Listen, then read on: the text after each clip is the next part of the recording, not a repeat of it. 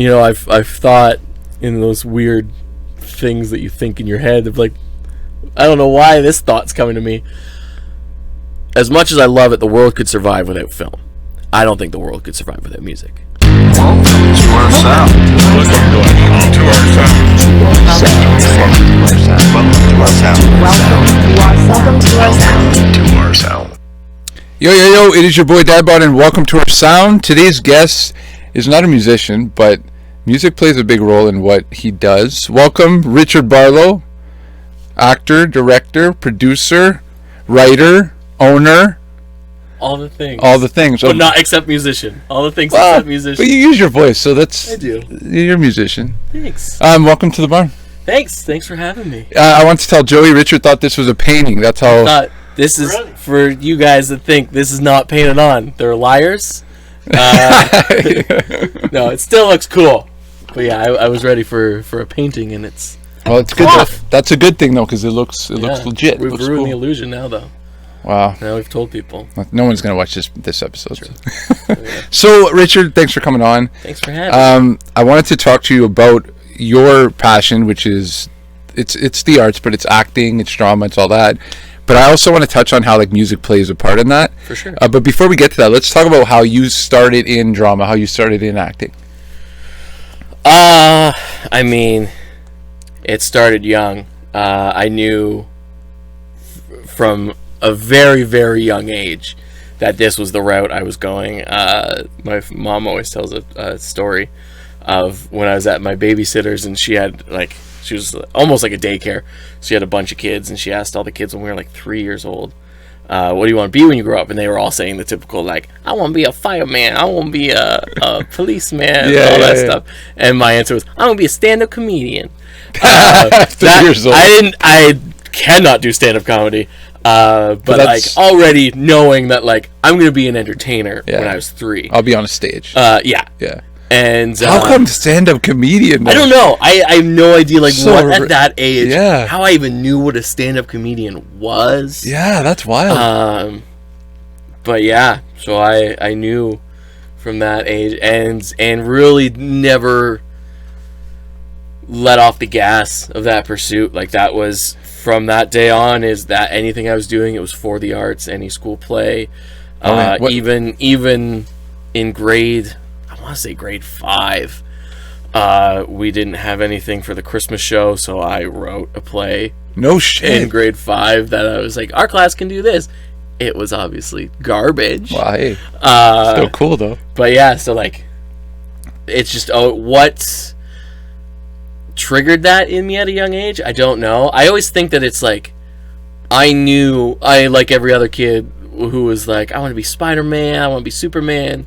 I think even at a young age I knew, okay, those guys aren't real, but the way I can be them is to be an actor, is to play them. I felt that like watching ER and stuff. I remember like, it'd be cool to be a doctor, and then you see a police drama, you're like, it'd be cool to be a cop, but you can do it all. Yeah because there were times when I was young that I was like, maybe I'll be a lawyer. I would be an awful lawyer. Fuck, it'd be terrible. But it was just like, I want to play a lawyer. Yeah. Like that kind of thing. Yeah, man.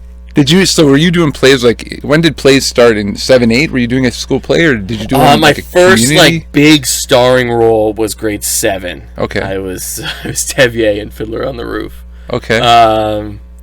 That's a weird play to do in grade 7. Yeah, I mean, I find all plays when you're getting kids to do it, they're all weird. Yeah, I guess. Like with the exception of like kids theater, there's really not many popular like Broadway shows that they're like, yeah, this is good for a bunch of 12-year-olds to do. Yeah, no, yeah. So that was the first major one. Like I said, we did like Christmas shows and stuff in elementary school and whatever that I always did. And my first role that I got, but then they cut me from it because I was even younger and it was even more inappropriate, and the director realized that at a certain point and was like, yeah, we can't have, they told my mom, we can't have your son doing this. They cast me in a community production of Sound of Music. I was 9 years old. They cast me as a Nazi. Oh my god! What the fuck? They were like, "Yeah, I don't think this is a good idea." Oh my god. And so, Who the fuck is thinking of this? Like, whose idea was this? God damn it. I was heartbroken. Yeah, for sure. But I wanted to be a Nazi mom. even as a kid, I was like, no, that makes sense. Yeah. Like, it sucks, but World War II. I get it. Yeah. That's okay, but that's cool that you were doing it that young. Yeah, and then went to high school. Moved the year that I went to high school, so it was the town I lived in when I was really young, and then we moved away for a few years. Is that and then I Lakefield? moved back. Lakefield's where I moved back to. Okay. So I lived in Lakefield until I was 8 years old. Moved to Bancroft, Right. and then moved back to Lakefield. Did you go to a performing arts school? No, so there was one in Peterborough, Okay. which is close to Lakefield, and everyone told me I should go, but I didn't. How come? Didn't You go. just- I don't know. I always felt like it wasn't necessary. So I didn't go to the performing arts school, but when I was in Elf here, the guy who played the main character, Buddy, he did go to that school. We didn't realize we lived so close together. Oh, no shit. Growing up, and he did go to that school, and then he ended up on like Broadway and shit. So maybe I should have. But whatever. I mean, you. yeah, I'm here. Yeah. Yeah. But yeah, no, I just. It wasn't something I wasn't interested in going to a performing arts school. I don't know why. Did you want to do stage at the time, or did you want movies? Because I know you love I've movies. always wanted movies. Right. Because that might be a why. You're like, it's stage school. Yeah, I've always wanted movies. I don't know. I don't think at that age that was factoring into my decision or anything. But yeah, so then I was in the play in grade 9, 10, 11, 12, all through high school. Nice. And I remember in grade 9 going to the audition and everyone laughing at me because they were like, they've never cast a grade 9. Just forget it. Like, there's not even a point in auditioning.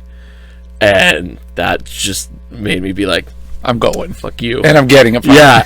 And I got a part. And I was like the first ever grade 9 to be cast. And then it opened up the floodgates, I think, in a not great way, as I started casting a lot of grade 9s after that. Oh. And, I know why they didn't cast many for the most part. Like, they're immature. it was, yes, I was grade 9, but, like, I was a grade 9 who had known for the last X amount of years that this is what I want to do, so I took it very seriously. Right. Whereas other grade 9s coming in were like, it's gonna be fun to do. Yeah, it's which like is great. Like, absolutely, in high school, learn these things and do things that you think are fun, and that's where you'll discover your passion.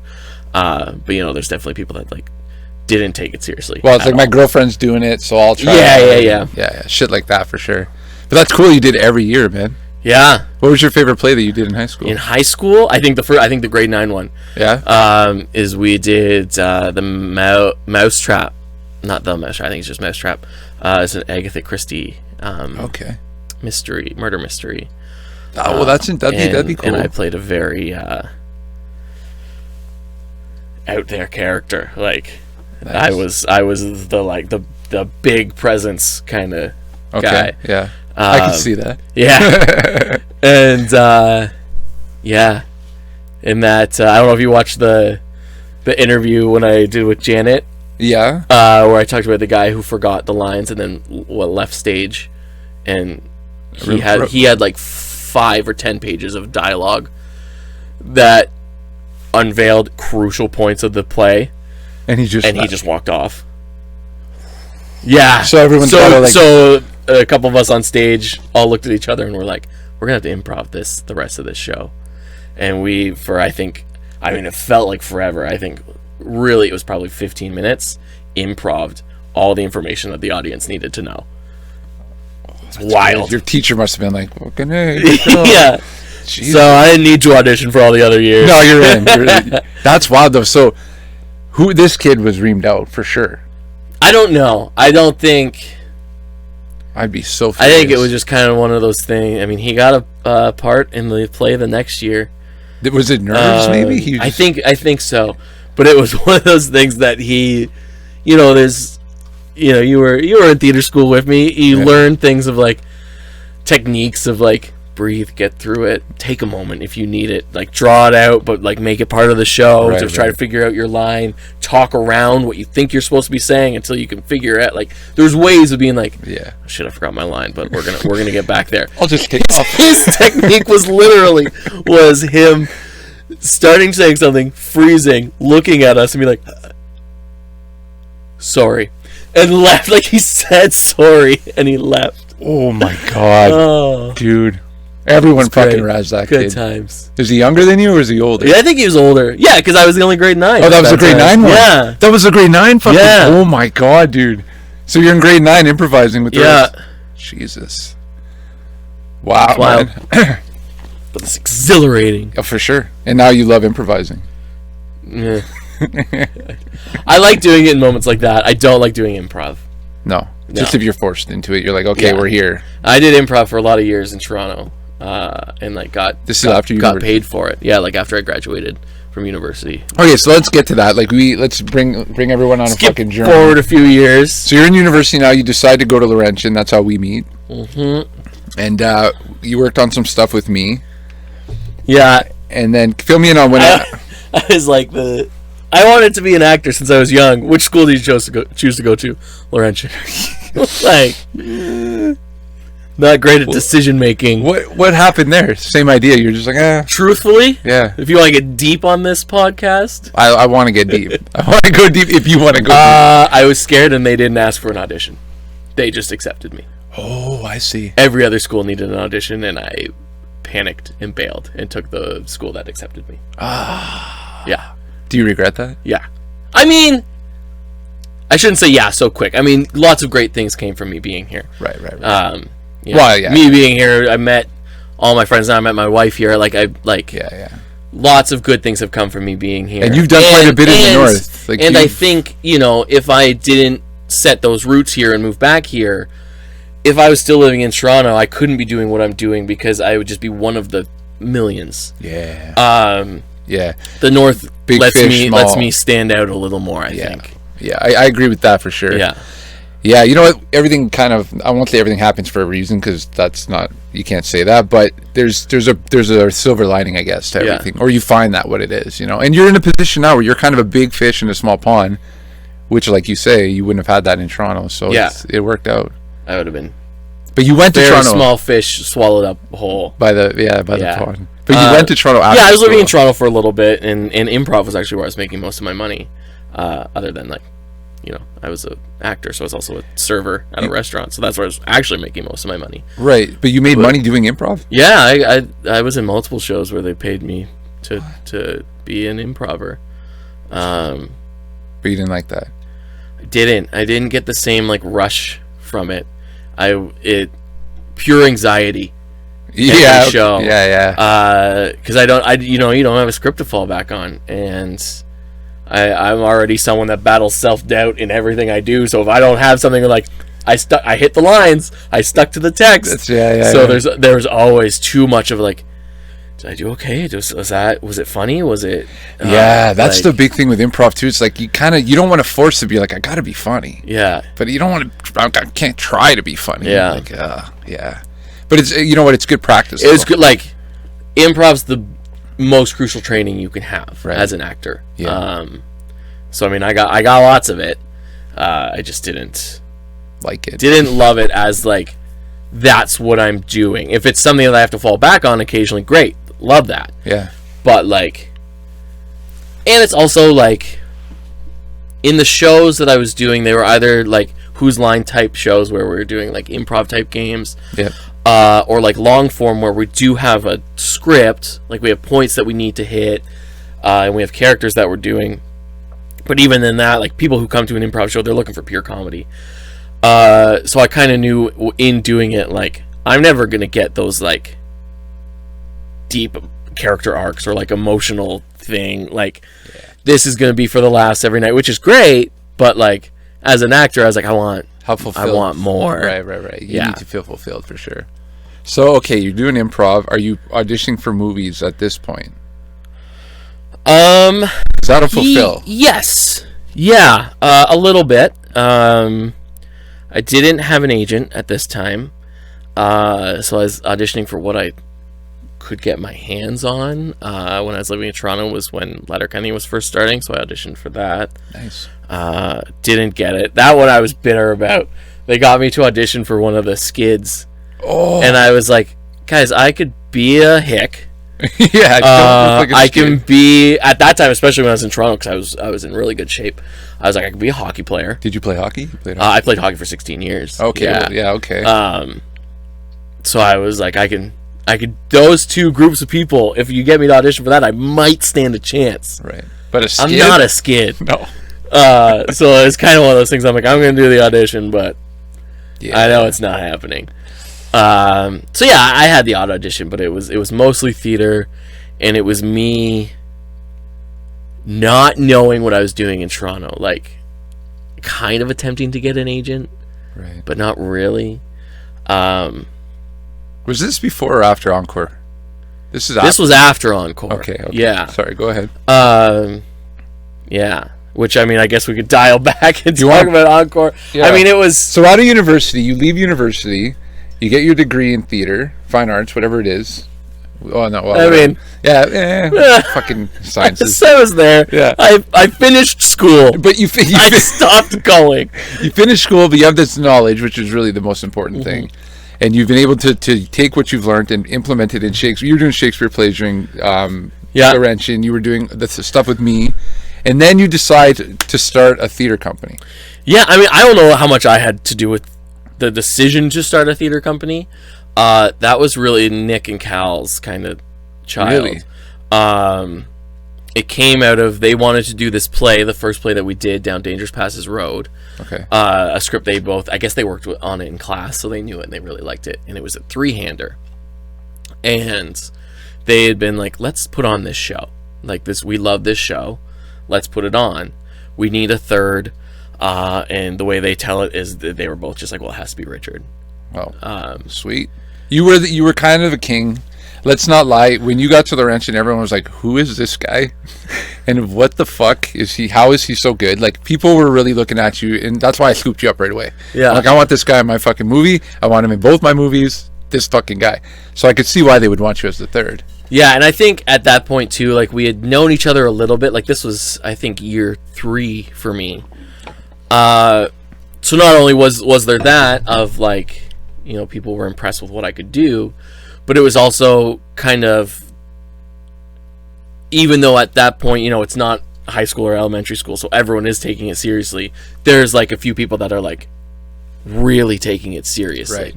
Yeah. And I was one of those people, so it started with them wanting to do a show, and then they were like, well, why don't we just start a company and do multiple shows? That's big. And then so they came to me and they were like, we want to do this show, which we want you in. Yeah. But also we want to start a company, and we think we'd really like you in for that as well. Like not only do we want you as an actor, we want you on the board. We want you like doing this with us. Yeah. And like I would not a second of hesitation. Yeah. Like, I'm in. Absolutely, I will do this. Fucking And then there was Jocelyn and Jenny as well. So yeah, so we did that. We did some shows. How long did that was Encore thing for? I was only there for the first year. Okay. And then, you know, my dream goal was always, I'm going to leave. I'm going to go to Toronto. I'm going to be a big actor. I'm going to be a big actor in the big city. So I left. I was just like, sorry guys, I'm done school, so I'm leaving. Okay, so you started it during school. Encore Yeah, started, I think they were all done, and I was the only one still in school. I see. Okay. And so yeah, so I left, and I didn't go right to Toronto. I went back to Peterborough for a few years, for a year and I don't know how long I was in Peterborough. I went back for a little while, just because that's where my parents were, so I could live there cheap. Yeah, and get your bearings, get money, whatever. figure things out, and then from there I went to Toronto, and then I think I was only in Toronto for a year and a half, maybe 2 years before I was like, okay, I'm gonna go back to Sudbury. There was just something. Well, I don't know. I mean, here, right? Ashley's family is from here. Yeah. So she wanted to come back, and then at the time, pretty much all my friends were here at that. Like I talked to people from high school, but not right in any substantial way. So I was like, all right, well, I'll go back to Sudbury. Everyone's there, and you could still act from here. I mean, like things were happening here. I could go back. Part of why I wanted to come back is it had been a while since Encore had done a show, so I was like, I'm gonna go back and I'm gonna help them get things back on track, and we're gonna really do this, and I'm gonna be there for that. Right. Whereas, like, you know, as much as I was involved in everything when I was in school, there was still always that back of my mind of like, well, I'm not staying, so Yeah. Right. Yeah. 1 foot out. yeah. So I was like, I'm gonna come back and I'm gonna be like, hey, and I had more experience now too, because when I was living in Peterborough and Toronto, I was commuting back and forth from Toronto back to Peterborough, because in the time that I was living there, the professional theater company in Peterborough asked me to be part of their board. Oh, nice. So I was on that board for 2 years, I think. Wow. And then, so I had a lot of experience. I sat in all the board meetings, and I was there, and that was a professional theater company. Right. So I had experience to bring back to Encore. When I came back, it was a little late for Encore. It had.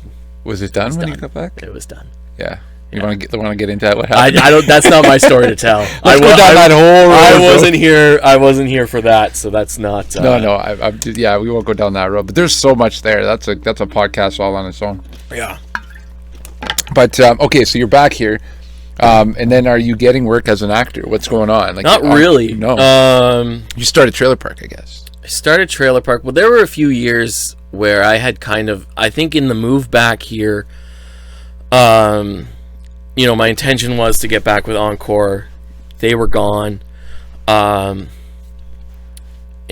I was kind of feeling like, okay, well, I didn't instantly become famous in Toronto. I'm back here. Things aren't really happening. The one thing I thought was going to happen isn't. Right. And that's kind of when I gave up. There were a few years where I just didn't do anything. Because you're like, I'm not going to be an actor. I was like, it's not happening for me. So I'm going to live this normal life, and I'm going to have my normal job. I went through that too, bro. And here we are. I mean, that's, you know, we were both on the other podcast for a reason. Yeah. We had given up. Yeah. So and then it was just like, you know, it wasn't long of me giving up before I'm like, well, I can't give up. Was there something that sparked that?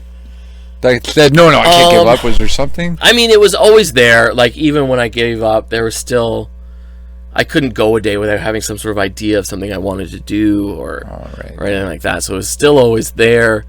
Then I started Trailer Park because I was watching a lot of movie review shows or people just talking about movies online, doing things like this, but they're talking about movies. Yeah. And I was like, man, I love that. And I don't really have anyone to talk to about that stuff. Like, my friends don't mind talking about movies, but like, I talk about it on a different level. Yeah. And, you know, we could start talking about movies and then they get to a point where their eyes glaze over and they're like, dude, I don't know what you're saying. Yeah. The cinematography was unbelievable. Yeah. Oh, fuck. So I started Trailer Park, which was just a YouTube show with like 14 views per episode. One of those views was someone from Eastlink who came to me and said, do you want to make it a TV show? I was like, yeah, let's do it. So I did that, and then in doing that I started making little short skits and stuff for the show, and getting more creative, because like the show was just me sitting at a table talking about movies. And I was like, that's boring to film. I want to do something extra. So I started doing like Halloween specials where the power goes out in the studio and the camera follows me going through and stuff like that. And finales where COVID had hit, so the theater had shut down. So I like dramatically went to the theater and stood in front of it and was like, and just stuff like that where I was like, that's what I want to do. I want to just make my own stuff. And, you know, it's one of those things that as an actor they always tell you, make your own stuff. And you hear it, barely anyone does it. Because everyone wants it to be perfect. But I was just like, alright, fuck it, I'll make my own stuff. We'll just start it. So that kind of awoke the passion in me. And then I think I said this on the other podcast where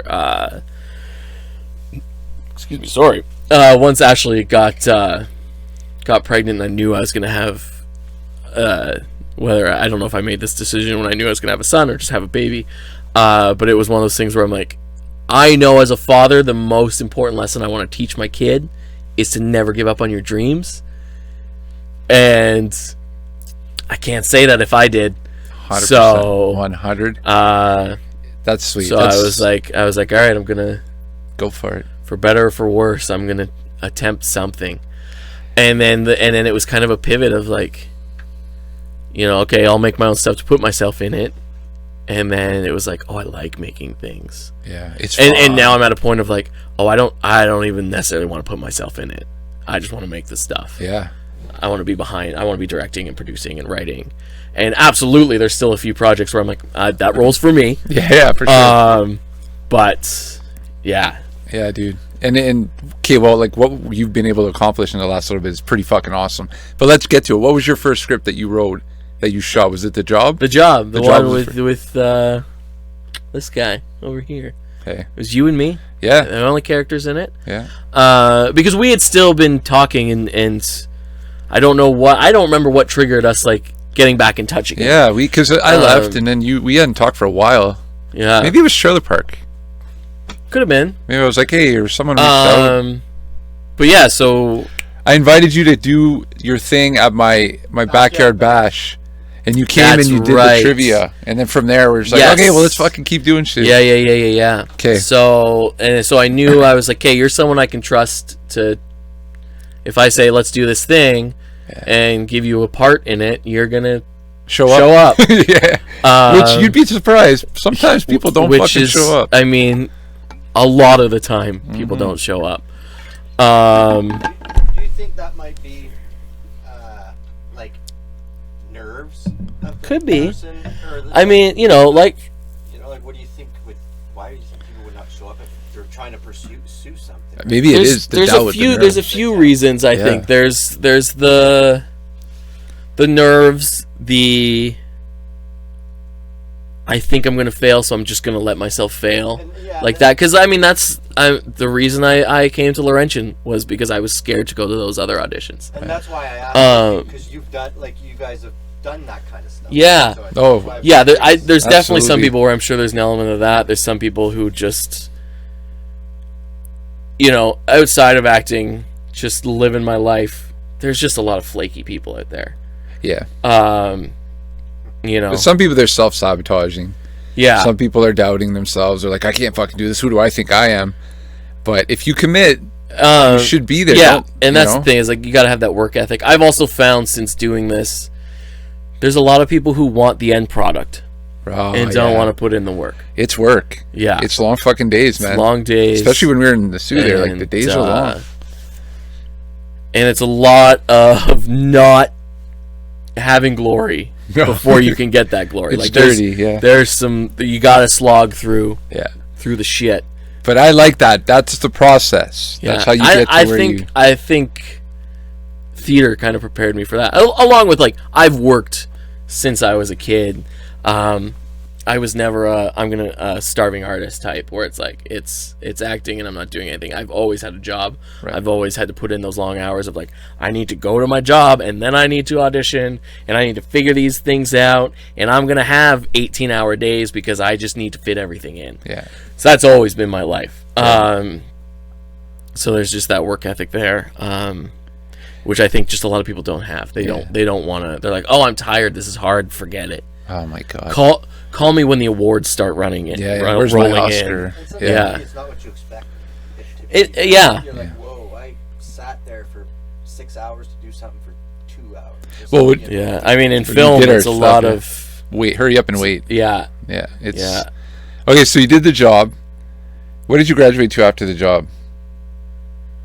The next thing was, I believe, Last First Kiss. Yes, Last First Kiss, which is amazing. Which is a script that I love. It was great. And we did not pull it off technically, and it hurts me. It was good though. And I'm gonna. I think that one. I've said it ever since I did it, but it's like, when is the right time? I'm gonna remake that one. I think because I love the script, and think of what Dustin and I could do with that script, sort of thing. The stuff that we're doing now. What about that? Could you do that? No. Could that be the final? No. Okay. Anyways, I digress. Okay, so but that, you know what? That's cool, and it would be wicked if you redid that. Yeah. And then from there, that was next, and that was the one. Like the job didn't turn out great, but it turned out how I expected it to turn out. I knew it wasn't going to be good because this was our first time doing anything. Yeah. It was, one person behind a camera and you and I in front of it, and that's all we had. And we had a microphone mounted to the camera. Like it was so fucking. It was shit compared to now. Yeah. Oh my god. So I knew it wasn't going to be good. And you had ideas for shots. Like that's where you're like, we're going to make it turn, and then you'll see, and then when it comes back, like shit like that, It's like, the shit's starting. The ideas are starting. And then Last First Kiss was one that I was like, I saw it being more, and then it wasn't. And that was the one that kind of humbled me in a way of being like, okay, I need to figure out what I'm doing. Right. I can't just throw shit together. This is not what I wanted it to be. This is not a quality I'm okay with. Right. It did look good, but it was the big screen, eh? When you saw it at Indie, is that when it happened? It was. It was mostly audio. Okay, right. There was a lot of audio issues. Editing that one was all the shots I used were out of necessity. Like there wasn't. I didn't get to make any creative choices in that edit. It was which one can we hear? Oh, fuck yeah. And then it was really dark, and some of the cinematography did look good. It did, yeah. With the lights in the background and it was all right. It just wasn't my vision for it. Right. So yeah, that was the moment of like, okay, I like this. I need to learn how to do it. Yeah. Right. Yeah. And then from there, did you do the one with Emma or no? Did we go to the shoot after that?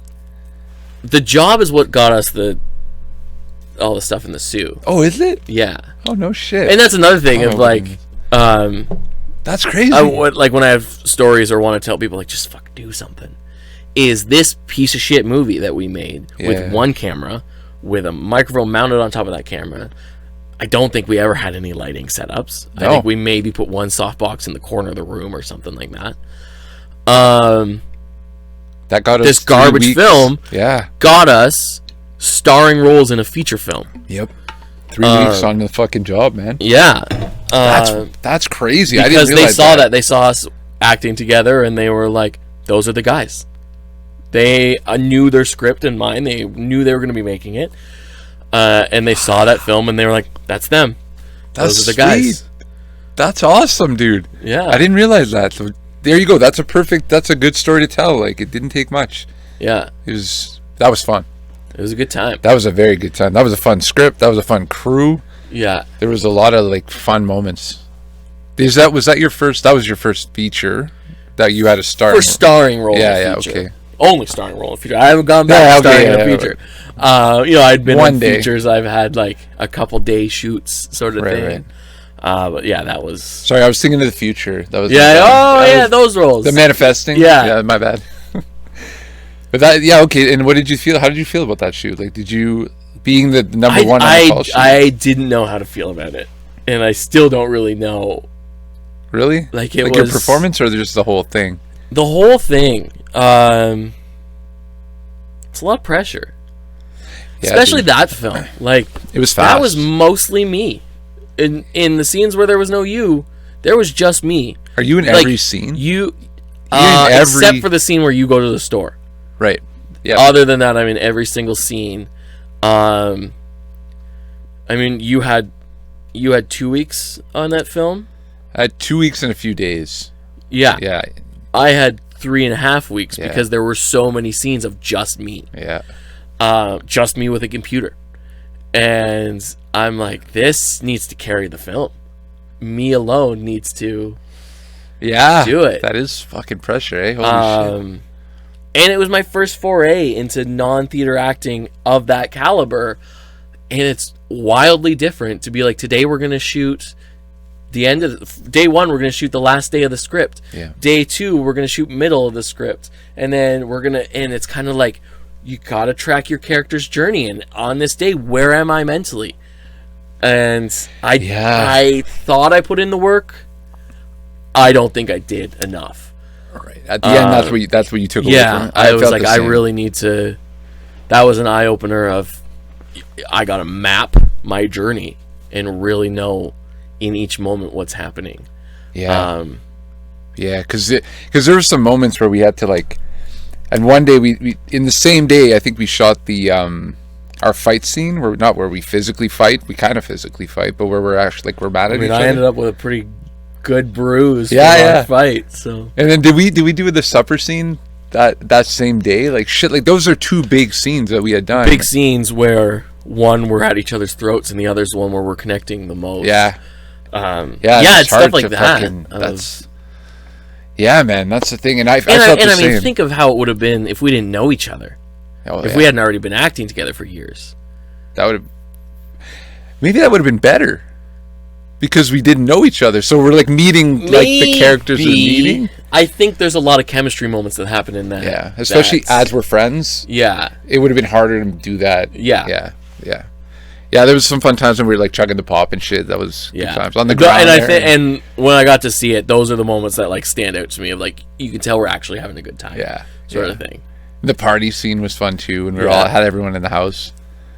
Yeah, I want to watch that on TV. Do you know anything about that? It's on the Christian. We can't link it in the bio because I don't know. I have no idea where it is. It's a Christian network. It was littered with swears. I'm reading the script. There's F yous and fuck yous everywhere. I'm like, this is gonna be so fun. We get there, they're like, cut all the swears. I'm like, are you serious? Yeah, and instead of chugging beer, we're chugging pop. I was like, what is going on? Then we found out it was going to Christian network. Yeah, which is cool. It was fun. I got to vape. You sure did. It was Now I'm addicted. Okay, so you did that. So now, like, tell us about some other stuff you've done now, like with Low Bar. So where did Low Bar come into the mix? So Low Bar is like production company number 3 for me. I've tried to start and failed in the past. What were they? My one right before Low Bar was Stage 2 Films. Because I went from stage to film. Right. And that didn't not work. Like, that's technically I now credit it under Low Bar, but Stage 2 Films did Last First Kiss. Okay. And that was I had a partner with that. And nothing went wrong with that partnership. It was just I just think we had different visions, and it was they were very busy and I was very busy, and it was hard to connect, and it wasn't. And she was in North Bay too. Again, no. That's not. That's not. Okay, so so it was. I know. It was just that. Okay. It was. It wasn't even that Stage 2 Films wasn't working, or that I thought it needed to end. It was just like, scheduling with each other is really hard. I don't want to do anything under this name without her. Right. Because this is our company. Yeah. Sort of thing. So it's like, I have ideas of things I want to do. I'm not comfortable doing under Stage 2 because that's our thing. And so if we're not doing anything, like if her and I partner up in the future, it'll probably be a Stage 2 film. Is she doing stuff? Is she doing any filming? I should ask her. She's doing lots of stuff. Is she? Yeah. Lots of stuff. Okay. Sorry. Go ahead. And so it was just kind of like, there was that, and then there was, I don't even remember what the name of it was, but there was something else that they tried to start in the past. What was the stuff? And that one did have a falling out involved. Oh. So with Low Bar, it was literally like, I'm gonna call it Low Bar because it's a swap of my name. It's you. So it's gonna be like, Low Bar comes from Barlow. It's my company. It's me. Yeah. I'll have partners and people that I work with. But if something ends with them, well, it's my company. Yeah. And this is the first one that's like a registered business, and it's registered under my name. So like it's me. Legit. People can come and go. But that's good. It comes out of trust issues, I guess. Wow, it's hard, man. It's hard to work with people. Yeah, but there had been a lot of projects in the past. Like I say, it's the third company, but project-wise, tons of projects in the past that start rolling along, and then someone falls out, and it just stops. Yeah. So I just wanted one where I'm like, at the end of the day, it's just me. So if someone leaves, I can keep trucking. Yeah, sort of thing. For sure, man. That's great. And it's been working out great. What was the one when we made 30 Minutes to Charlie? What was it? There was at the beginning of Oh, that was Lakefield Tire Club. There it is. Yeah, That was my buddy Jay and I from high school. That was our production company because we used to make little things in high school. Does he act? Does he act? He has. Okay. He not in many years. Okay. But yeah, that was our high school thing, and so that was like first year university, so it was still pretty fresh there. Fresh. Yeah. So I was like, well, if I'm gonna help, we gotta put this on it. And it looked great, dude. I wish we could play that, man. It's on Facebook somewhere. That was fun. And yeah.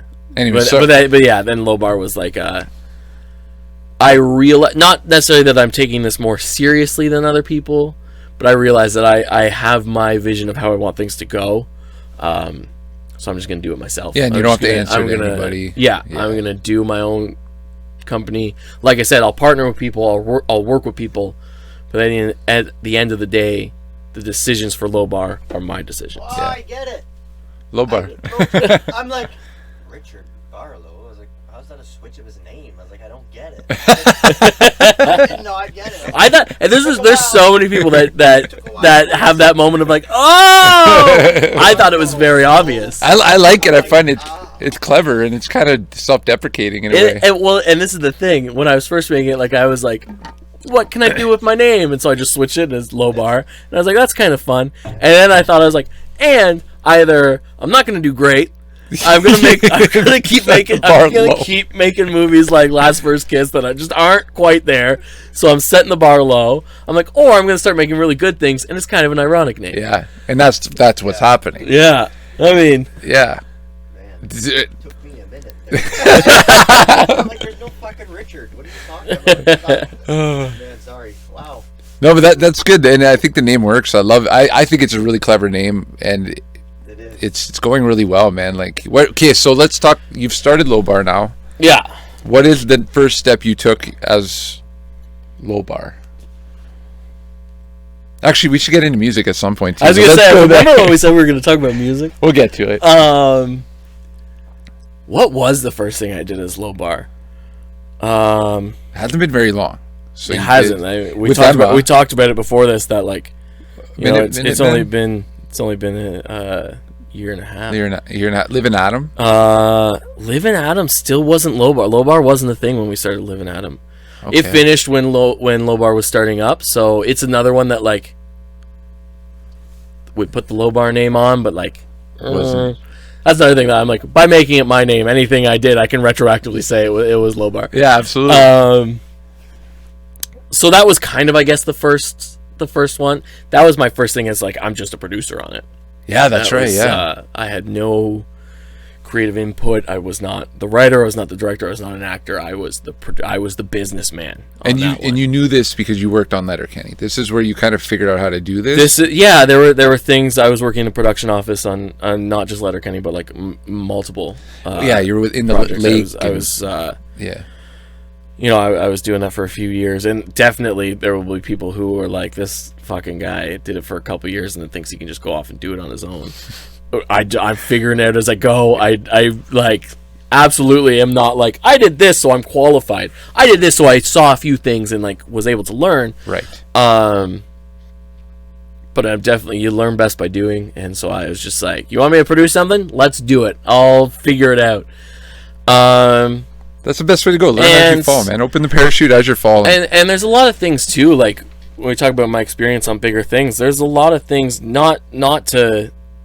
not like obviously putting anyone down. They're doing their great projects that I worked on. But the more I got into that industry, the more I was like, I want to do things differently. This is a way that seems to be an industry standard. I don't think it needs to be. Okay.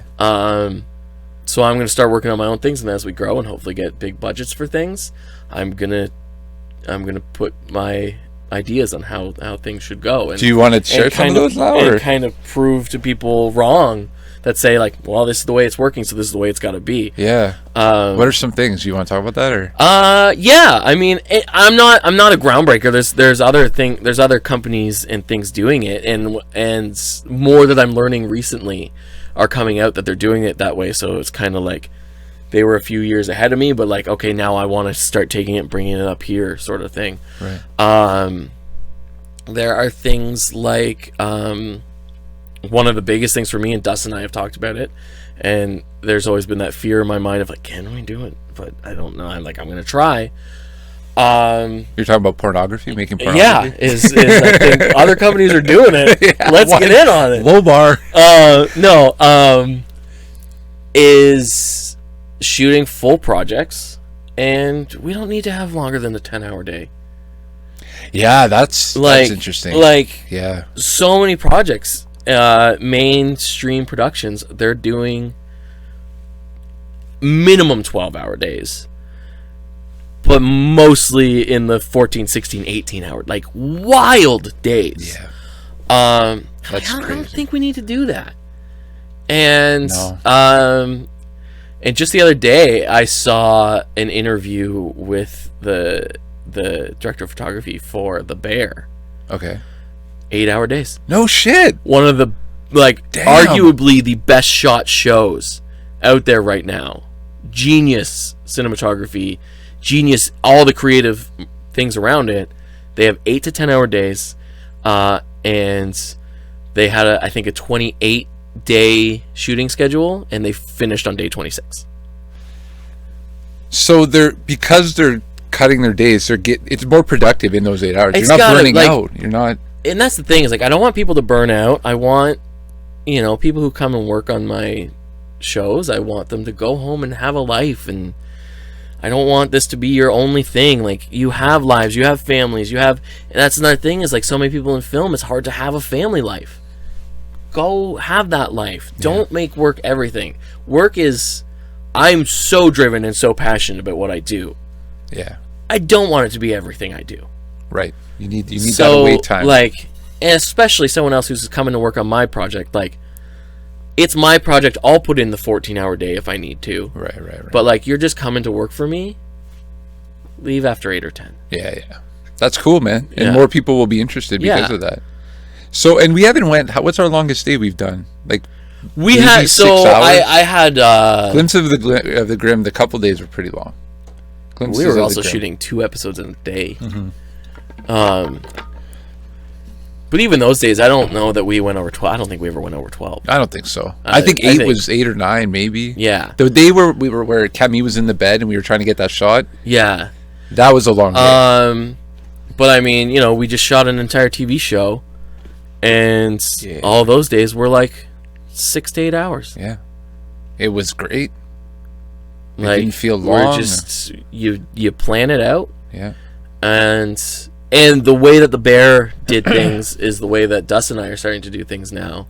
And we've talked about it, is they're like, we have 2 cameras, and we run them as if there's 1 camera, and you're like, it's not camera 1 and camera 2. I mean, it is, right? But it's not like, you're getting this and you're kind of like picking up this other thing. It's like, you're fully shooting the scene and you're fully shooting the scene, and that's nice. And now we can cut that together. Yeah, and that's the only thing we needed to get for this scene. Yeah, that's perfect.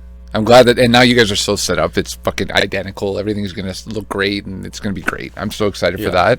So that's a good way to shoot. You get both angles, like a conversation, dialogue, and the other person doing their dialogue all at once. Yeah. Now. Yeah, we can do that. So and the way they do it in The Bear is the one camera. I forget exactly how he explained it, but I think the one camera is, I want to say probably the close-ups, and the other one is the establishing shot. But rather than ever cutting, they're just like, they're working in a kitchen, so they're like, you stay on that person making that dish, and they do their shots like it's a play, like they know their lines and they do the whole shot. And not just obviously they have the great oneers, but the camera getting the close-up is like, go down to them making the food and then come up to their line. And then we have that shot because they've also taught their actors how to actually make the food. So it's like, it's just that much more immersive when you actually see these hands, and it's not a hand double. Like, you see these hands making it, and then the camera pans up to show you the actor saying their line. Is it just like immerses you more? Oh, 100. And that's well shot, that show, man. It's a great show. I got to go back to season. But that's a good way learning that one of my favorite shows is doing days like that. I'm like, oh, we can do that then. Yeah. And then there's other things that come down to like the financial side of things that it would be boring to talk about here, but things that I have ideas for where I'm like, yeah, that's how it should be done. Yeah. But like you say, it's like it's kind of what's going to work best for you. You know, like fuck what the industry's doing. Low Bar does it this way. Yeah. Because it's and we're going to give quality shit doing it our way, you know. Yeah. And I mean, and even like chasing, you know, even when I started, I was like, oh, I'm going to have a multi-million-dollar project one day. Now I'm kind of after watching a bunch of stuff with Jason Blum from Blumhouse. They do all the horror movies. Yeah. They don't make a movie for over $5 million. They've never, and like, you know, some of their movies are kind of garbage. Right. Some of them are great. Yeah, yeah. And they're known as like the high quality horror film people right now. And they refuse to make a movie over $5 million because they're like, after you cross that, then you get studios involved who want to nitpick things and change things. We don't have anyone telling us what to do. Oh, that's perfect. And if your movie fails, it's not that big of a loss. But if your movie does well, it looks great. Then it's still like, yeah. You know, you make $10 million on a film that was shot for $5 million, you doubled your budget. Yeah. You make $10 million on a film that you just spent $50 million on, well, you failed. Yeah. So 100%. Yeah. So I'm also like, you know, this is still kind of, I think, maybe putting the cart before the horse sort of thing because we're shooting things for $0 still. But there is that mindset that's changed that almost makes it feel more achievable to me of like, I don't want to chase the big numbers. Right. And seeing what we're doing for $0, I'm like, give me any bit of money, dude. 10 grand, and we can make this work, dude. And we're gonna. Yeah. In the next 2 years, someone's getting $1 grand to make a film. It's going to happen. And I mean, like, I still don't think we're making a feature for 10 grand. No. But like a short for sure. You know, a feature for 100 grand. I think we could do that. That'd be sweet. Yeah. That would be sweet. I'm in. I'm all about it. I'm there. I can't wait. It's fun. It's very fun. And I always thought I'm like, I don't want to be the guy behind the camera. I want to be the guy in front of it. But now I'm like, it's fun to make shit. Yeah. And it's fun to see it happen and like how everyone works together, man. It's a really cool experience. It's community. It brings people together. And you've done that with Low Bar. Like you have a revolving, like not a revolving, a core group. And you have other people coming in and out. And it's a great place to be, man. Yeah. Good job. Thanks. Yeah. And that's what I want at the end of the day is not only do I want to create things, but I want to have a home for people to come and not only learn, but get that experience and not have so many doors shut in their face. Yeah. You know. It's part of the industry though. If you're going to be an actor or be in the industry, you kind of got to get used to that. But I know. Yeah. And I'm actually talking more from the crew side. Oh, I see. Of someone who wants to get involved and they can't get a job on this big thing. Mm-hmm. I think even my dream is even if things get big and I can make those bigger projects, I would still like Low Bar to be able to produce smaller projects for people that they'll always have that entry point. Right. The way I kind of explained it to Janet on the last one was like gatekeeping. You can't play in our playground. Is like, even if I'm gonna go build my own playground, because first of all, fuck you, don't tell me I can't play in there. Right. I'm gonna go build my own playground, and I get not wanting the toddlers to play with the big kids because they might get hurt. Right. But while we're playing in that playground, I'm gonna build a smaller playground for people to come, and then like, you know, we'll be off making the bigger production, but I can take someone starting out, a small time producer who is like, hey, I have this idea for a short, and if we're making money, I can be like, great, here's $5,000, go make your short. Yeah. That's cool. And you know, we'll have one of our mentors on set to. You're providing education to these people, and then who knows? Yeah. Maybe you now you can come to the big. And that's the thing too, is like you've been doing really well in that playground. Come play with us now. Yeah, absolutely. Yeah. It's great, man. It's education, but it's also you're creating too. So you're getting the two sides, and you're giving back to the community. Yeah, and then in the community, you know, they can play with us they play in the toddler one. They come play with us on the bigger one, and then probably the big kids in those big productions that are shooting here, we'll take them too because now they have some experience. Yeah, dude. Yeah, it's just great. So it's great for our economy. It's great. Like you want to do all those buzzwords of all the political bullshit. There's all this synergy. Yeah. No, it's good. And here in Sudbury, man, like growing up here, we didn't have a theater. Well, we did, but not as big as maybe Peterborough. So the fact that you're doing this, where you're bringing acting more to the forefront, or part of that with like that creative loft, she's done a lot. But it's great for people that want to get into it, because before they're like, what, how? And now you're like, okay, well, now I have this venue, this way for you to do it. That's another big goal of mine too, is like I've said, the way I explain it is I want film to be just as accessible to someone who wants to start as any of the other arts. Right. You know, like if a kid wants to get into music, there's gonna be lessons somewhere. There's music classes in high school and throughout school, and there's, you know, but even down to the tools and lots of places. There's no cameras for, like, it's hard to find a camera in Sudbury, like, and even theater, like, you want to get into theater, well, there's lots of community theater. Right. There are places to go for that. Yeah.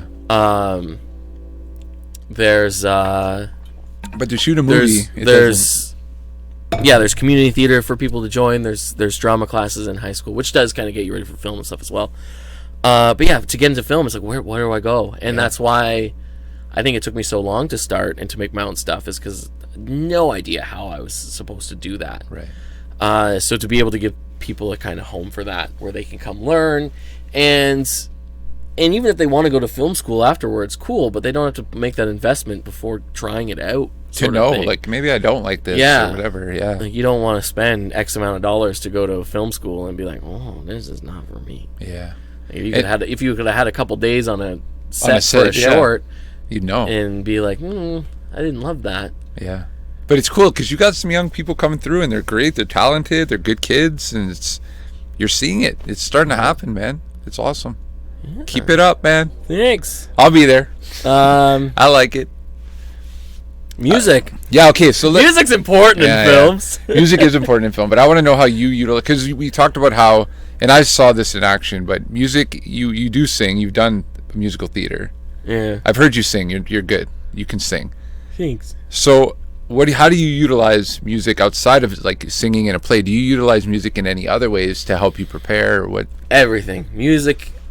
Film's my life, but music's pretty close. Right.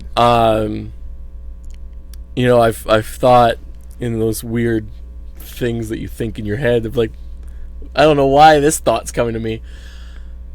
As much as I love it, the world could survive without film. I don't think the world could survive without music. I think you might be right. Yeah. Because it's, Shit, I never thought about that. Yeah. That's a good point. Music's everywhere. It's feelings. Film without music is, you know, there are films that make it work. Yeah, but I don't love those films. No. Because it intensifies everything. Film started without sound. There was music. There was only music. Yeah. Yeah. Oh yeah. No audio. Yeah. So it's. I love music. If I was musically talented, I think I'd be more involved in it. You know, I can. Yeah, sure. I can maybe hold a couple notes in a play, but like I can't play an instrument. I can't. Well, you can play trumpet. Maybe. It's been a long time.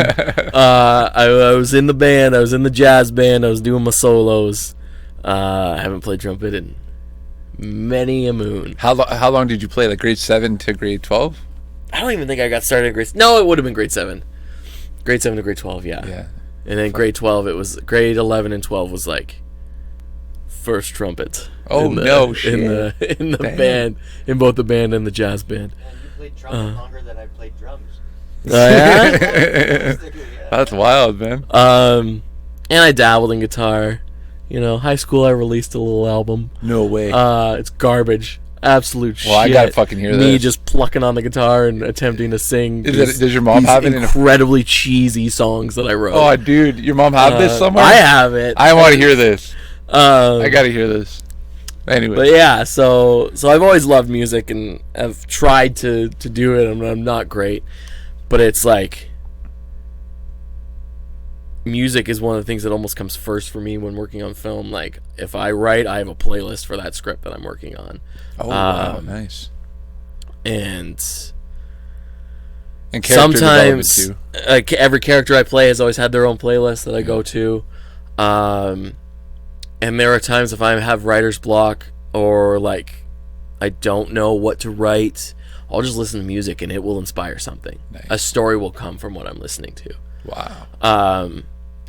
You know, last year's Glimpses of the Grim was 6 horror shorts that I wrote in a weekend, and the way I was able to come up with I had 2 I had on like the back burner from other ideas that I had that I was like, oh, this could work. But the other ones, I had nothing before that weekend started. We had our meeting. We talked. We want 6 horror shorts. But actually, I think I wrote 7, and then we cut the one you were in. Oh yeah, that's right. Fucker. So That would have been hard to shoot. Anyways. So that was just, I was driving down to Peterborough that weekend. So after the meeting, I got in my car. I put on horror music, and in my 4-hour drive, You had them. or 5-hour drive to Peterborough, I had all the stories, and it was just about sitting down and writing them, because things in music had like, oh, in this moment, Yeah, this would sound cool if this was happening.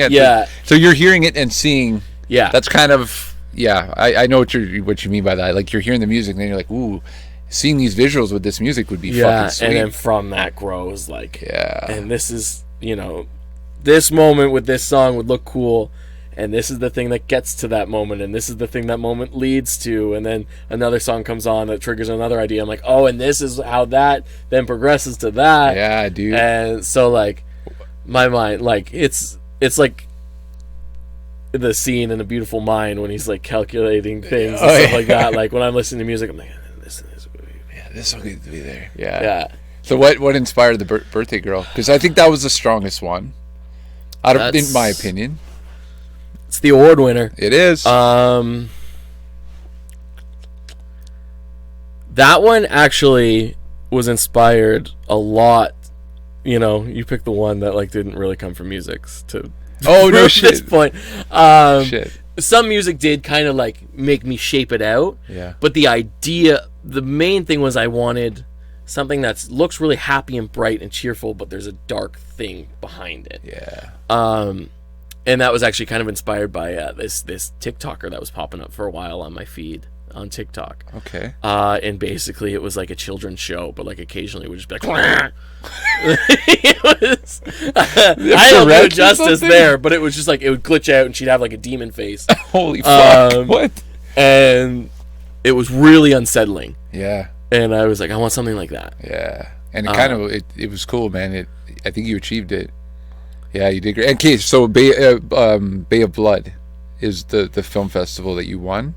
Yes, we won best death. Best death. Oh, my man Rob. Shout out to Rob. Yeah. He took that big log like a champ. Yeah. That sounded dirty. That's gross. Okay, so you won best death. Yeah. That's cool. And then it's could potentially be in some other festivals and stuff like that. Sweet. It's kind of doing the journey. Did you only submit that one, or did you submit others from the group? I only submitted that one. I should have submitted some other ones. The one it just it was kind of a last minute thing. Like I think it was the final day for the submissions for that festival. Right. And I was like, oh shit, I'm gonna just throw this one in quick, and I should have done other ones. Smile More is a good one too. That's one that I should have done. Yeah.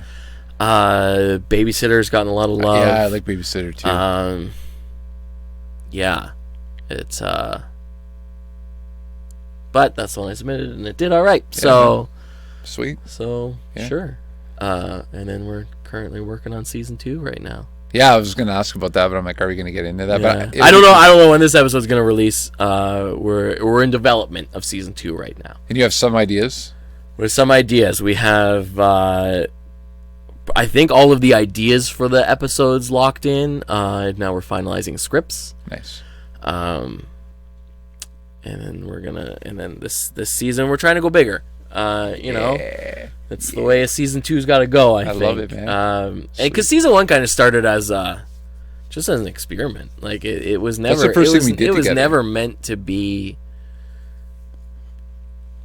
that big. Like no, and not that it's big. practice. Like it's YouTube videos. It's like a lot of it. It's gotten a lot of views. Yeah. But we talked about it. Not it was like practice. Not like crazy views. I think combined there's about 10,000 views on it. That's so good though. But it was only ever meant to be like Instagram videos. Like we were just gonna shoot it for social media and to pop it up there. Oh right, yeah. And it was just something at the time Dustin and I had never worked together, so we were like, let's see what it's like working as director and cinematographer together. And I loved it. Yeah. It was very quick. I think that him and I were like, oh, we work well together. Yeah. This is a good duo. And it was also pretty quick into it. Like I think by the time we were shooting The Babysitter, in my mind already at that point, I was like, oh, maybe this is bigger than Instagram videos. Maybe this should have a bit more of a release. Yeah. So we shifted. It wasn't that much bigger of a release, but we shifted to like YouTube releases As opposed and to more of a thing that we advertise rather than just being like, here's another thing up on our feed and here's another thing. I think it works better that way. But it was it was just it was all one big experiment of like, what's it like together, what's it working together, and let's practice some things that we have in our mind, sort of thing. And now we've done multiple projects together, so this year again we're doing it as an experiment, but like, all right, now let's push ourselves. Yeah, and everybody knows, it's kind of becoming a bit of a well-oiled machine in a way. Like a lot of us know what we're doing, and not completely, but we at least understand the dynamics within the group, which is making things a lot quicker and looking better. And yeah, it's cool, man. It's cool, and it happened quick. It's been a year, and I remember talking, and when we were in that meeting, you're like, let's just do things to get better at our craft, just little things. They don't have to be anything big, and it turned into something pretty damn big, winning awards. Yeah. So it's pretty sweet, dude. Yeah. And I mean, if we want to bring it back to music again, I think in terms of the industry, I did look into until I was like, it's maybe not what I want to do. But like being like a music supervisor on big productions, I've looked into that. Because I love the music. I love scores, and I love like I love all music. When people ask like, what's your favorite kind of music, I'm like, I literally listen to everything. Right. But if you want to go, what? I love country, dude. If you want to go to like my Spotify top plays, it's all movie scores and stuff. Oh no shit. Because that's what I listen to the most. Okay. Who's your favorite? Hans Zimmer? I like Hans Zimmer. I can't think of his name right now. Michael something. What's he done? He did originally. I fell in love with him because he scored Lost, the TV show. Oh shit! But now he's done like, I think he did the Batman. He did lots of stuff. Lots of stuff. He's one of my favorites. No names are coming to me. No. Well, there's some soundtracks that are like Henry the social. Jackman, I like. Who's that? Henry Jackman. What I really like the Kingsman soundtrack. Oh, I've never seen that movie. Yeah. There's have you seen The Social Network? Yeah. What do you think of the soundtrack on that? Love it. Yeah, that's Trent Reznor from Nine Inch Nails. But there's different movies. Like, what's the movie you've seen? You're like, I love that fucking soundtrack. All of them. So many. I shouldn't say all of them, but like, there's got to be top. Like, there's trying to think of La La Land. Did you like that one? Oh, I love La La Land. Yeah. And that movie, every level of it is genius. I haven't seen it. I gotta wait. I like La La Land. Like, I like the music, but like, if you want to study color theory in film, La La Land's the film to study. Really? Different aspects of cinematography, how to properly film a musical so that the audience buys it and it doesn't just feel off, because a lot of movie musicals feel off. Okay.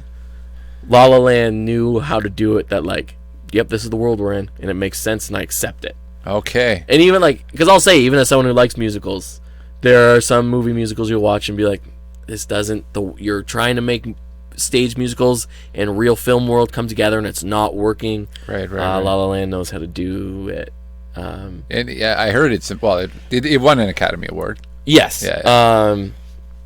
And I watched an interview with the producer who produced La La Land, and he's like, I've never had a director come to me, explain his movie. He didn't have anything he didn't need to show me anything written down or any sort of pictures or storyboards. He knew every shot to the detail that he could explain it to me, and I saw that movie perfectly in my mind as he explained it, and that is the exact movie that was delivered. Who directed that? That's insane. I can't think of his name. That's ridiculous. Yeah, I can't think of his name. That's but, like, ballsy to walk into a meeting with a producer and be like, "Here's my movie. I have no slides, yeah, no nothing." he might have brought it with him, But he didn't need it. but the producer was like, this guy knew what he wanted Wow, down to every minute detail. that's wild, dude. Yeah. So I want to know who this is now. It's really important. I wish we had the internet. I can't think of his name. That's wild. But, Okay, well, now I'm curious, but I'll find that out. Who's your favorite director? Since we're on the topic of directors. I don't know. I like different directors for different things. Okay. There's a lot of really cool moments again from Kingsman, and a couple of his other movies where I really like Matthew Vaughn. Okay. I really like a lot of what Ryan Johnson has done with the Knives Out series. Yes. I really like a lot of the episodes that Bill Hader directed for Barry. He's impressive. I really like him, and The Barry's a good show. Yeah, I love Barry. Yeah. I'm trying to think of other like shows that I really like. Well, you like Community, like we talked about. That's Love like your all-time Community. favorite show. Love Community. And a lot of those were directed by the Russo brothers, who went on to direct Avengers Endgame. Oh no shit! They did Community. They started not. I shouldn't say they started on Community, but they were part of the. But they were part of the Community, and like that's kind of why Community was able to make their episodes look so cinematic and great, because like those guys knew what they were doing. Yeah, dude. Did they do the action ones where they did like the paintball fight? I'm pretty sure they did. At least some of the paintball episode or some of the very like genre heavy episodes. That was a good show. Yeah. That was a fun, and I think you got me to. You were like, you got to check it out, and I watched it, and I was like, whoa. Yeah. And now Dan Harmon, like, he's amazing. I read up on his like whole story circle, and Yeah. he's great. Great show, man. Then they're making a movie. They're making a movie. Yeah. 6 seasons of the movie, and they got it. And they got it. And Donald Glover's coming back for this movie. Coming back, and he's the only reason they haven't shot it yet, because that dude's busy. Yeah, fuck, he is, man. And is there a new show with him? And he's like, it's Mr. and Mrs. Mr. Smith. and Mrs. Smith. I haven't watched it. The trailer didn't excite me that Yeah, much. same. I was like, Yeah, not really into it. That's on FX, I think. I think so. Yeah, okay. Did you watch his show Atlanta? I didn't. It's one of those shows that like I should, You should. and I know I should, and I just haven't got to it yet. Yeah. It's right, and it may be completely different, probably, but like I always like just associate it with Dave. I knew it. Yeah. And I love that show. It's good. Love Dave. I love Dave too. I haven't watched. Are they on the third season? What season are they on? Third season's out now. Okay, I haven't. I gotta watch it then. That's one of those shows that like if I ever did a show, and like I've a couple of the shows that I've told you about that I've tried to get off the ground are like in between Community and that. The Community vibe of like we can kind of do whatever we want, and we can go do genre things if the episode needs it, sort of thing.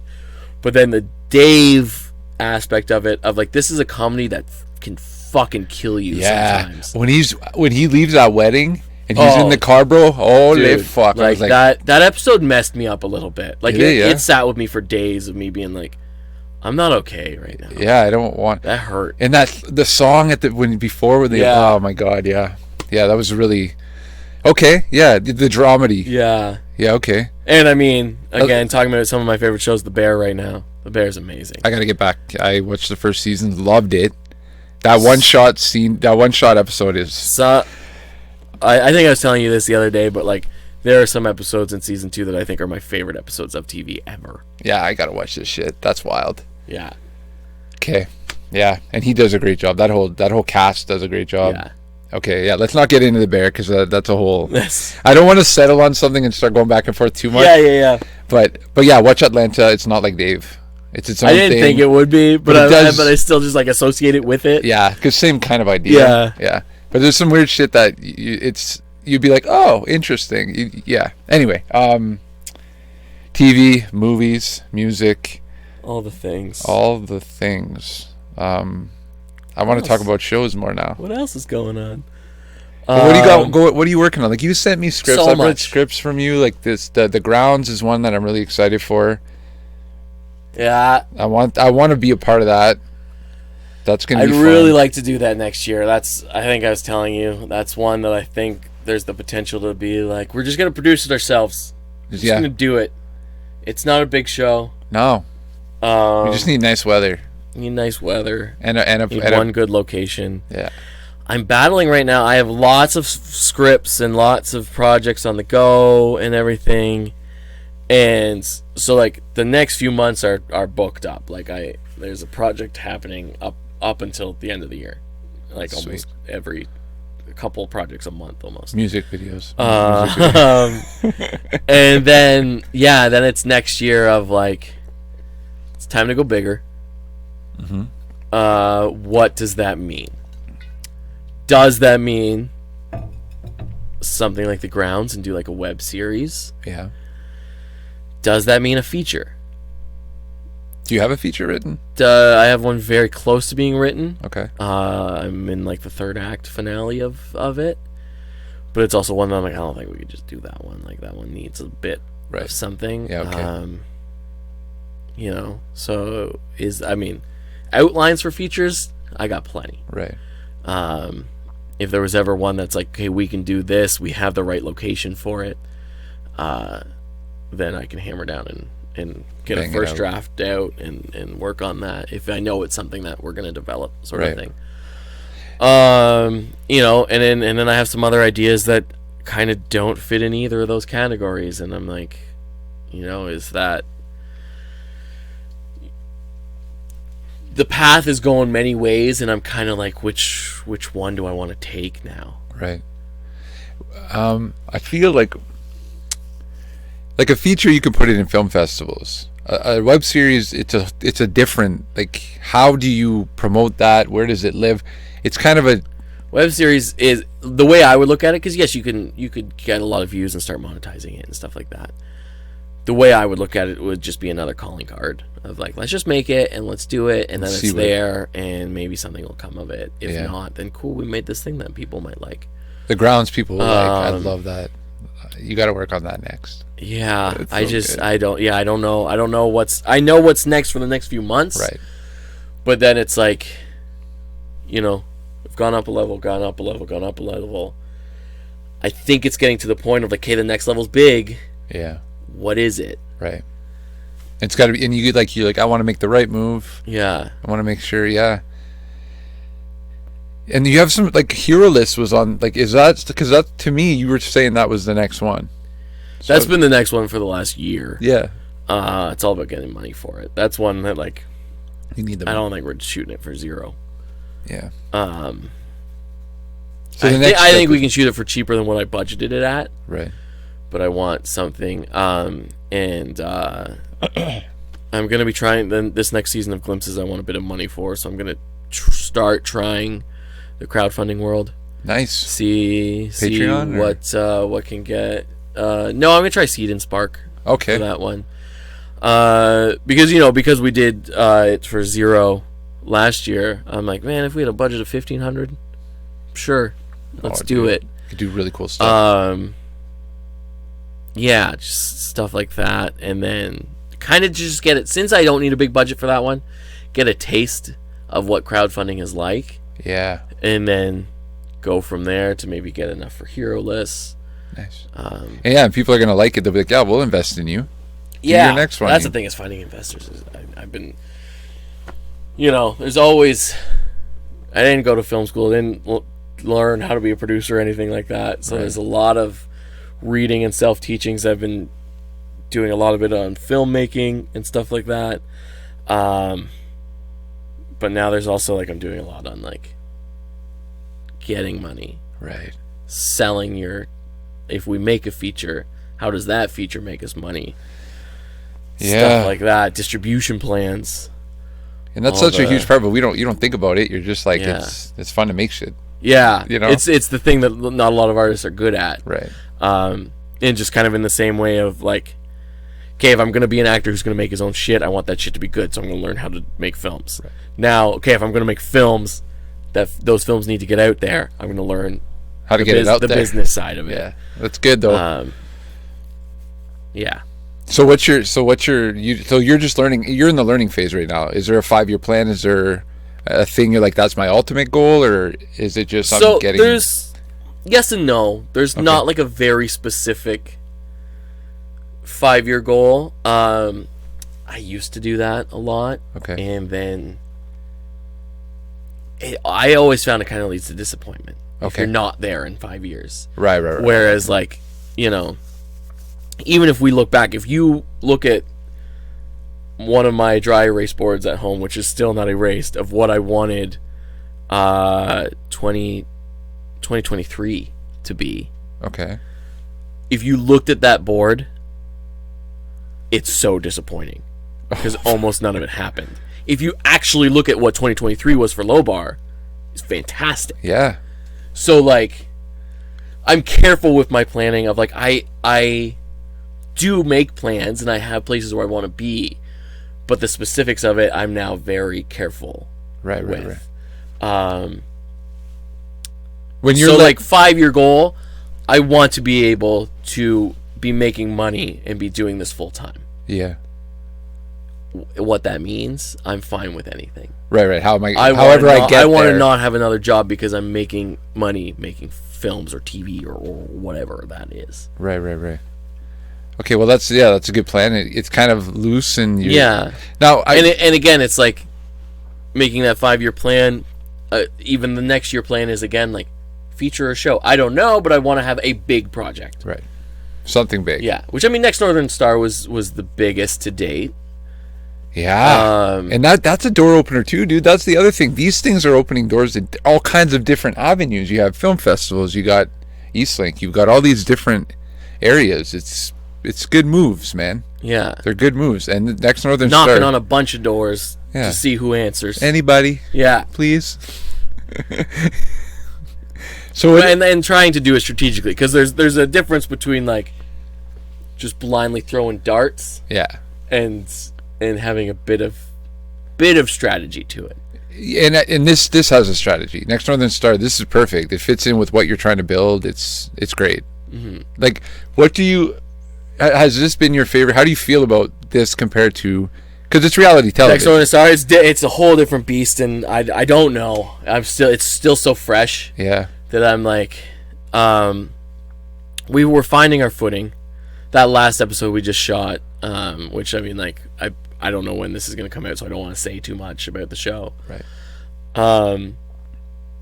But yeah, the last episode we shot, if there were to be a season 2, I'd like every episode to be like that. Okay.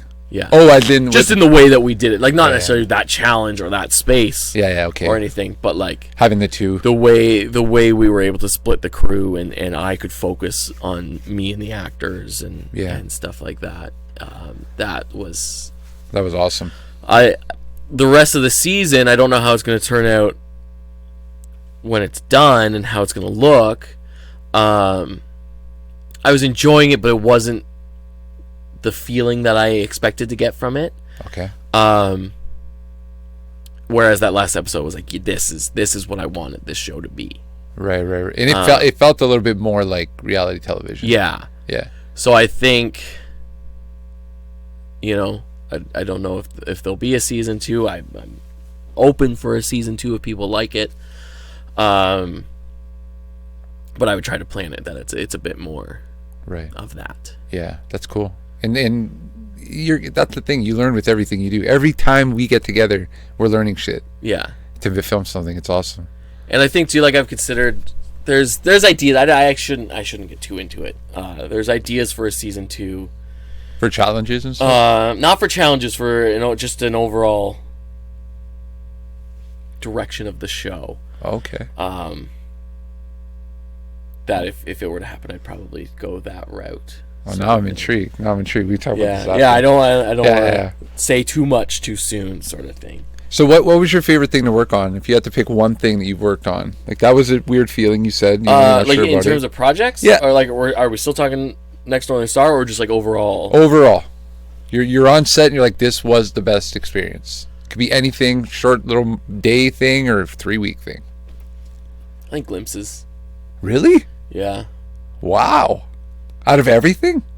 Again, are we talking like just low bar or like my entire career? I meant your entire career. Oh, okay.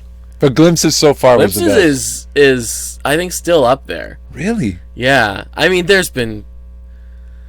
were some days working on the lake that like Yeah, it was awesome. Yeah. I don't know if people watching this know. It's an Amazon Prime show I worked on, and there were some moments that like I was privileged. I was low on the totem pole, but I was privileged to work with the top of the totem pole. Right. And there were some moments in that was like, I think the driving force for me, Trailer Park and doing those skits kind of was like, okay, I like doing this, I'm gonna do this.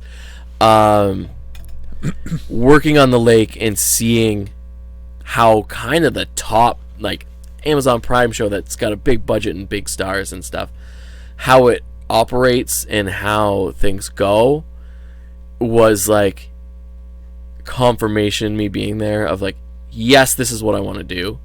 Okay. And there are certain things, I talk about, not doing auditions because I was scared or something like that.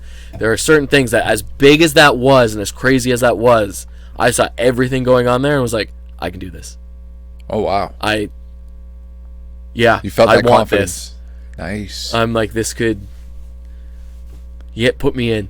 No shit. Yeah. The fucking shout out the lake. Yeah. So that was a little catalyst then. That was the little confidence. Yeah, boost. and that was before low bar, and I think low bar came from that because I was like, I'm going for it. Yeah.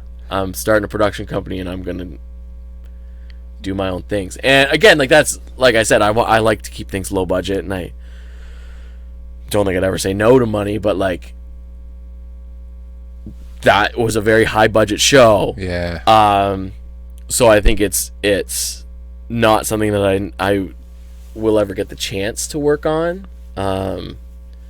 or if my career going to that, maybe I wouldn't want to work on something that high budget.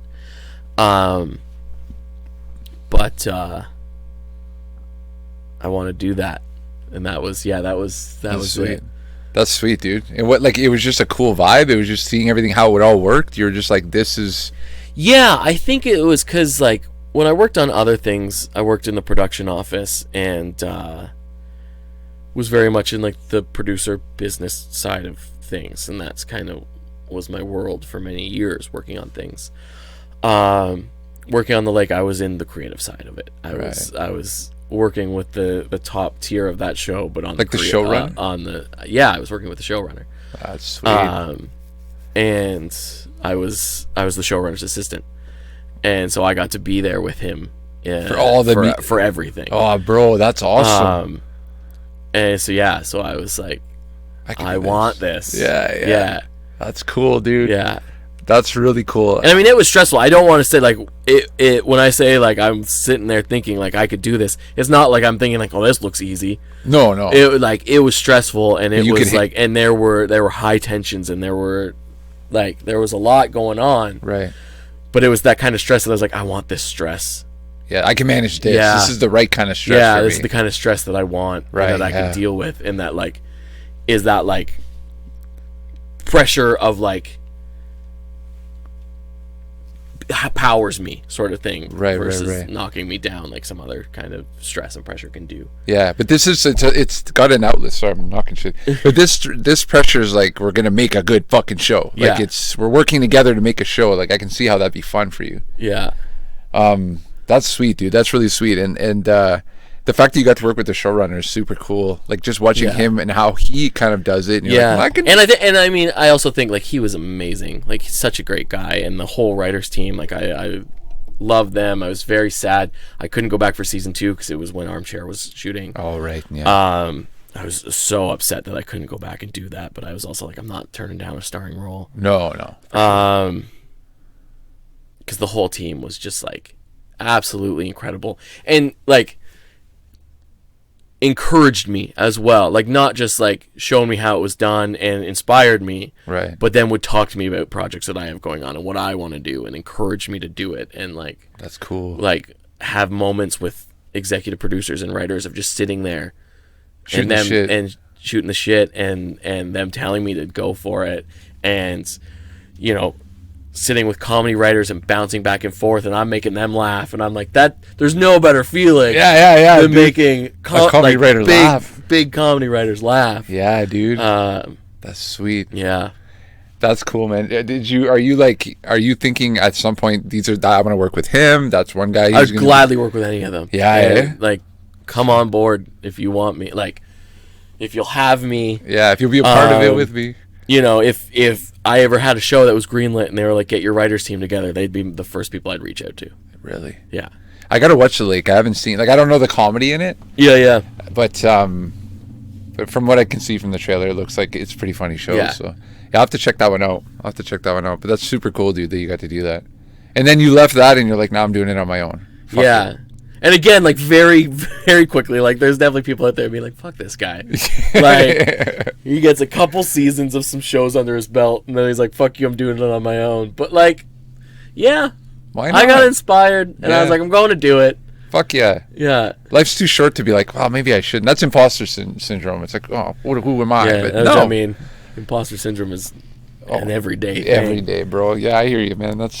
Yeah. But it's just, you know, we talked earlier about people not doing things because they're scared and stuff. And I mean, I'm scared every step that I take, but I'm just like, I'm doing it. Yeah, man. I don't know, like, maybe I'll crash and burn. But Then you learn. But you learn, and so many successful people that I've seen interviews with, they say, you know who makes it?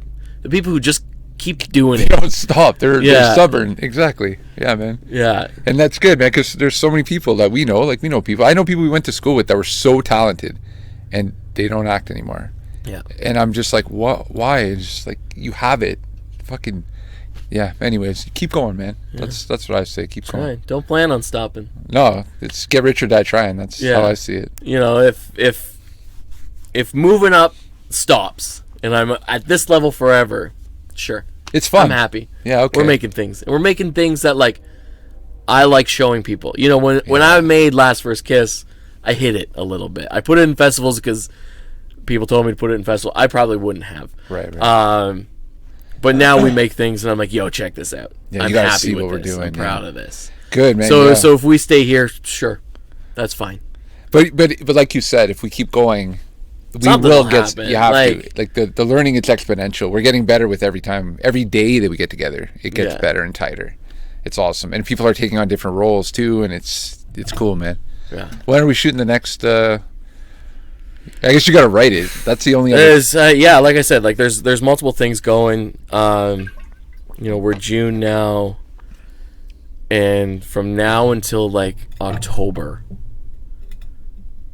there's like at least 10 things Fuck. that we're shooting. Sweet. And Dustin and I said we wanted to take the summer off, and Oh, fuck. and then that happens. Yeah. I knew as soon as we said it, I'm like, that's not gonna happen. But Well, it's. I mean, we all love it. Yeah. How do you stop doing something you love doing? and it's just like, it was one of those things that like we put things off. We're like, hey, well, this doesn't need to be done right now. This doesn't need to be done right now. And then things came up. We're like, well, that does need to be done. Yeah. Glimpses, 6 shorts do need to be shot before October. Right. We gotta do these videos. Gotta do the videos. You'll One like day. it. One day. We gotta do it in August. 24th, 25th. I'll be there.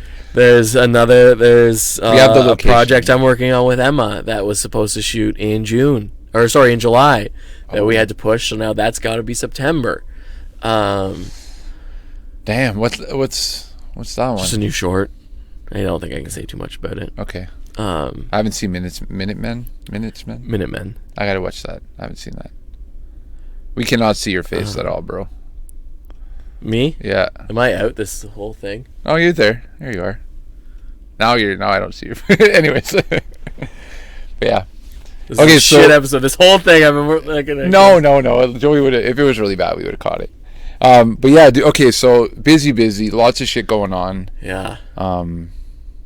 We're We're shooting glimpses of the glimpse of the Grim. Glimpses of the Grim. Glimpses of the Grim. Season 2. Music videos for dadbOdd and the Everyman. Yeah. Season 5. But I'm looking forward to next year, dude, because we're gonna have big ones. Still Echoes. We're gonna be doing one of yours. I'm excited to. That's what I'm really pumped for. I want to do more acting too. So if there's something where you need me, like, I'll audition. But yeah, dude, I'm looking forward to it. Like I said, we got a part for you in Glimpses. It's a small part, I'll take it. but I mean, almost every part in They're the all 3-minute shorts. Yeah. So there's not many big parts in those. No, that's good though. I'm happy. Yeah. So money, like, are we looking? Have you looked at grants? Have you been looking at grants For or- Glimpses? or no, for next year. Just in general? Yeah, for like a for a Yeah, I shorter- mean, that's another route. I've tried it. It hasn't worked. One day, hopefully, it'll work. It's tough. But that's another point. Maybe it hurts me, but I am very stubborn in, like, I'm gonna try a couple times. If you keep telling me no, fuck you, I'm gonna figure out how to do it on my own. Right. Like, Yeah. I don't want grant, to. I went for a grant. They told me I was this close. I just need to change one thing. I changed that one thing, submitted for the next round. They came back like, you're this close. You just need to change this one other thing. And I'm like, guys, You're giving me the runaround here. Yeah. Ah, fuck. which, I mean, I know it's all about who you're up against. So, like, there are other projects that, had this submission been with this group of competition, it would have got picked. But it's just like, it's just one of those things that, like, I also don't like that I submit and then I gotta sit there for 6 months and not move forward with the project because I'm waiting for the money. Yeah, dude. Like, That's the if worst there's part. a way to be more proactive to getting that money, Yeah. I'm gonna take that route and just do it on my own. But I think the more shit you make, the more eyes are going to look at you, and the more people are going to want to give Yeah, you money. and, like, that's not saying I'm gonna stop applying for grants. Yeah. Obviously, but it's like, actually, I watched this thing on funding your film the other day, and the thing she said is like, apply for the grants, but move on with your life. Submit it and act like you didn't submit it. Right. Keep going. Keep going. Yeah, okay. Which Yeah. is what I wasn't doing. Is I was submitting and being like, hey guys, production's delayed until at least this time, because that's when the grant comes in. Yeah. And that just had me then sitting on this project for over a year with no movement on it. That's a good thing to see and know. Like, just move on. Fuck it. Do Yeah. something else. Do something different. No, that's good, man. But I think money will come from investors. Like, we're showing good things, and like what we did with the job. The job got us armchair. These other ones are going to get you somewhere. Yeah. You know, it's just a matter And I of mean, getting in and front of the right we've said it people. many times whenever we make something, is the idea is, hey, look what we're doing for no money. Imagine what we can do. Give us a bit of money, Yeah. and Yeah. we can probably do. And I think people Great will be like, yeah, you know what? Let's give them some money. Like, it's quality shit, man. It's really well done stuff. That's the thing. The scripts are good. It looks good. The acting's good. I mean, yeah, bro. I don't want to jinx anything, but it's just looking. keep putting them out. And again, I think, in my mind, it's the right attitude right now of, like, if I stay here and we just keep making shit like this, then that's fine. Yeah. Yeah. Because yes, we're always chasing money, but as soon as you, like, start chasing the money, well, it's just then not. things can falter and it's not fun anymore. No, you feel like and shit when you're not about having it. fun, you're not making as good as stuff. 100%, man. Keep the bar low, bro. Hey, that's what I do. That's what I do. It's my fucking name. Yeah. Well, dude, thank you so much for chatting. Thanks for having me. No problem, man. And well, next time you come Barely back. talked about music, but Wow, music, film. I mean, film is my sound, Yeah, it is. I mean, that's the thing, and it's art, and that's what we talked about at the beginning of this podcast. Like, this isn't just about music; it's about art in general, and like Yeah. how it fuels us. Like, it saved your life. It's your thing. In what way has it done that? That's my final question. What way has film saved my life? Yeah, that's a big, tough one. Ooh. I don't know. I mean, it's kept me busy, and idle hands are, Oh yeah, Devil's Plaything for sure. especially now that things are going well. It's no mystery to people who know me that I used to like to party. And there are days now when, like, I've gone to some pretty big events that old Richard would be Having a getting a little messy. right? But now I'm like, no, I got I gotta be on set tomorrow at 8 a.m. So I'm leaving at 9, and Nice. I'm going to bed. Nice. And I'm still not great at going to bed. I'll leave the party at 9 and still be up until 1, just sitting there. But at I'm least sitting there tweaking the script and like Right. and stuff like that, and Working on shit. and not showing up Hungover as fuck. hungover and unprepared. But it's next not day. fun. It's not fun. And now that it's your thing too, you're like, no, it's my Yeah. job. Like, Yeah. yeah, man. But that's growing up, man. That's cool. That's cool. But yeah, that was kind of a tough question. I didn't mean to. I threw it at you. I'm like, holy fuck, what a question. Yeah. Jeez. Woo! Damn. We're going deep. Yeah, that's I can only think of, and it's, again, how it saved my life is when I was doing that. Like, I quit. I'm not doing anything. I give up. I was never in that dark of a place, the bad kind of dark place. Right. But I wasn't doing well mentally. Right. I was having anxiety attacks constantly, and and not okay. So again, like, just having a passion that I can work towards, It gives and you work towards in a purpose. way that like things are happening, Yeah. and it feels meaningful. And it's your purpose. You're yeah, like, I have something to get up and do every day, as opposed to like, exactly. what am I fucking doing? Like, yeah. yeah, dude. I fucking hear that, bro. I definitely Yeah. hear that, man. And that the anxiety, is that something that's gone now that you've followed? That's like maybe not there as much. It's not there. It's a different kind of anxiety. Right. I mean, we get into the, like I said, the imposter syndrome. What am I doing? This is stupid. I can't create a production company that makes things. Like, I don't know what I'm doing. Right. I'm calling myself the producer on this thing, not knowing what's going on. Like, very big imposter syndrome. But then things happen, being on set, talking to people and doing things the way we do. And it's kind of little reminders of like, oh, I do know what I'm doing. Yeah. I need to stop doubting myself so much. Teaching the class that I did not long ago, the short film boot camp, and seeing what the students were getting from it. Because that one, I was really, really nervous. Like, what am I doing?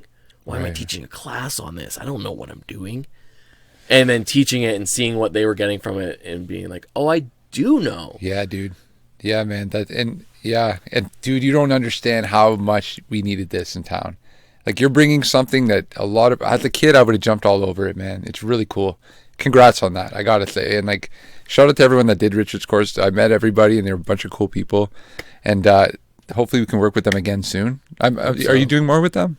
I mean, that, like, their class is over, but I know they know things. Right. So whenever we're working on something, I still have the group email that I send out to all of them to be like, hey, this is what's going on. If you want to be part of the crew, let me know. That's cool. Yeah, it's really cool that you're doing this, man. Really, really cool. Yeah. Anyways, buddy, thank you so much. We could keep going. I want to talk about movies. I wouldn't mind going down that the next time. Sure. Maybe we could talk about certain films or certain directors and just like go in, if you're down. Yeah. And maybe we'll get Richard to sing Oh, God. an original Oh, God. from his album. My high school album. Oh, Fuck man. yeah, bro. Fuck yeah. Thank you so much, man. Thank you. Always a pleasure. And yeah, Sweet. that's it. That's it. Now we walk off. Welcome to our sound. Welcome to our sound. Welcome to our sound.